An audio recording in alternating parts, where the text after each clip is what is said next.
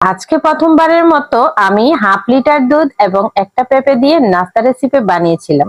প্রথমেই আমি পেঁপেটাকে গ্রেট করে নিয়ে 2 মিনিটের মতো সিদ্ধ করে নিয়ে তারপর আমি হাফ লিটারের মতো দুধ জাল করে নিলাম। দুধটা যখন একটু বলক চলে এলো তখন আমি দারুচিনি, তেজপাতা, চিনি তোমাদের পরিমাণ মতো দিতে পারো, সাথে টেস্ট হওয়ার জন্য একটু লবণ দিলাম, কারণ মিষ্টি জাতীয় খাবারে একটু লবণ দিলে বেশ ভালোই লাগে। ঘরে থাকা কিশমিশ ছিল সেটা দিয়ে দিলাম, তোমরা এটা স্কিপ করতে পারো, সমস্যা নেই।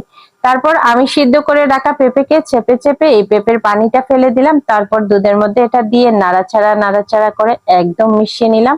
আর ব্যাস, তৈরি হয়ে গেল আমার মজাদার পেঁপে সেমাই। আপনারাও ট্রাই করতে পারেন। আজকে প্রথমবারের মতো আমি হাফ লিটার দুধ এবং একটা পেঁপে দিয়ে নাস্তা রেসিপি বানিয়েছিলাম। প্রথমেই আমি পেঁপেটাকে গ্রেট করে নিয়ে 2 মিনিটের মতো সিদ্ধ করে নিয়ে তারপর আমি হাফ লিটারের মতো দুধ জাল করে নিলাম। দুধটা যখন একটু বলক চলে এলো তখন আমি দারুচিনি, তেজপাতা, চিনি তোমাদের পরিমাণ মতো দিতে পারো, সাথে টেস্ট হওয়ার জন্য একটু লবণ দিলাম, কারণ মিষ্টি জাতীয় খাবারে একটু লবণ দিলে বেশ ভালোই লাগে। ঘরে থাকা কিশমিশ ছিল সেটা দিয়ে দিলাম, তোমরা এটা স্কিপ করতে পারো, সমস্যা নেই। তারপর আমি সিদ্ধ করে রাখা পেঁপেকে চেপে চেপে এই পেঁপের পানিটা ফেলে দিলাম। তারপর দুধের মধ্যে এটা দিয়ে নাড়াচাড়া নাড়াচাড়া করে একদম মিশিয়ে নিলাম। আর ব্যাস, তৈরি হয়ে গেল আমার মজাদার পেঁপে সেমাই। আপনারাও ট্রাই করতে পারেন।